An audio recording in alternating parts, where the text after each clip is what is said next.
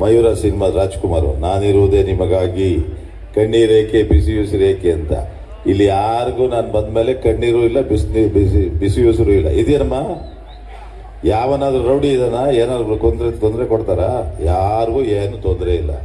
ಅದಕ್ಕೆ ಏನಾಗ್ತದೆ, ಆಮೇಲೆ ಕೃಷ್ಣಪ್ಪ ಅವರು, ಪ್ರಿಯಕೃಷ್ಣ ಅವರು ಯಾವುದೇ ರೀತಿಯಂತ ದುಡ್ಡು ತಗೊಳ್ಳಲ್ಲ, ಎಲ್ಲರಿಗೂ ಸಹಾಯ ಮಾಡ್ತಾರೆ, ಒಳ್ಳೆಯವರು, ಎಲ್ಲ ಕರೆಕ್ಟಾಗಿ ಮಾತಾಡ್ತಾರೆ.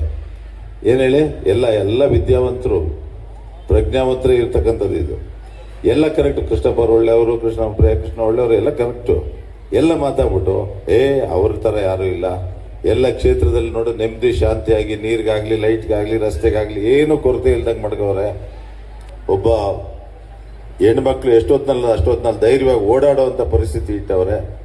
ಇಷ್ಟೆಲ್ಲ ಮಾಡ್ತಾರೆ, ಭಾಳ ಒಳ್ಳೆಯವರು. ಆದರೆ ಎಲೆಕ್ಷನ್ ದಿವಸ ಮಾತ್ರ ಎಲ್ಲಿ ಕಮಲ ಕಮಲ ಅಂತ ಆ ಕಡೆ